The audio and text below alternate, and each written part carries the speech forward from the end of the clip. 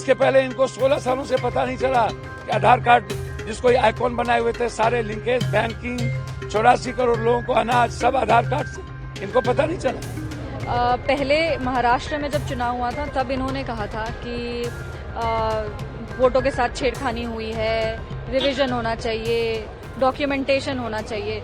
अब हो रहा है तो इनको फिर परेशानी हो रही है, फिर ये भ्रम फैला रहे हैं, भय फैला रहे हैं। सदन से ऊपर, संविधान से ऊपर कोई दुनिया में नहीं है, न चुनाव आयोग न कोई। जब संविधान से ऊपर कोई चर्चा होने लगे इस देश में, तो फिर सदन को ये पावर है कि वो इस पर अमेंडमेंट भी करेंगे, उस पर चर्चा भी करेंगे, और जरूरत पड़ेगी तो फिर उसमें इंटरफेयर भी करेंगे। सर्वोच्च न्यायालय की भी व्याख्या करने को पावर है, एकदम व्याख्या करेगी। चुनाव आयोग निरंकुश हो जाएगा तो सर्वोच्च न्यायालय भी हमारी व्याख्या करेगी। अब आप हमको बताइए, बिल्कुल एक तरफा, कब पता चला इनको? 6 महीना पता नहीं चला कि 1 लाख वोटर नहीं है।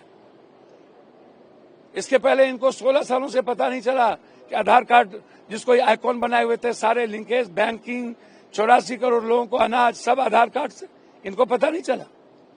और जब चुनाव की बारी आई और दिखा कि जीतने के लिए हम कुछ भी करेंगे, तो इन्होंने एक एसआईआर बहाना ले आया, और एसआईआर के आर में जहां जहां फॉर्म 6 में बीजेपी को वोट नहीं है और जहां इनको वोट नहीं मिलना है, जहां वोट का मार्जिन कम है, वहां ये गए नहीं, एलओपी गया नहीं, बीएलओ गया नहीं, बस जाके नाम लिख रहा है।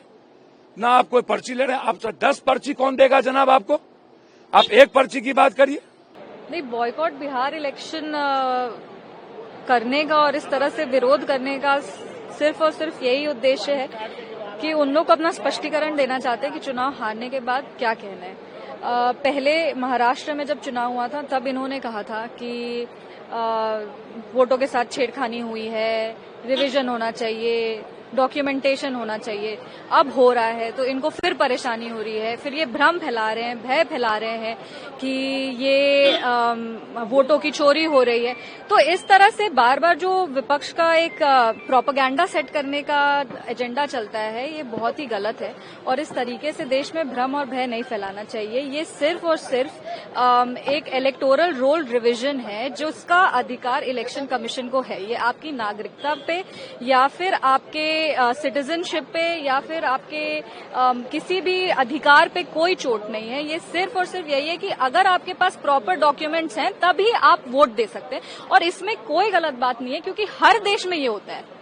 जो देश का नागरिक होता है वही चुनाव में अपना मतदान करता है। ये किसी भी देश में नहीं होता है कि घुसपैठी आकर के कोई सरकार चुन लेते हैं। तो अगर ये भारत देश में हो रहा है, अगर हमारी सीमाओं को सुरक्षित किया जा रहा है, अगर हमारे मतदाता के अधिकार को और मजबूत किया जा रहा है, तो विपक्ष को इस चीज से दिक्कत क्यों हो रही है?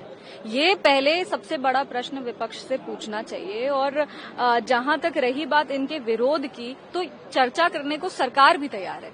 चर्चा होने तो दें। प्रभातखबर.com, विश्वास वही, रफ्तार नहीं।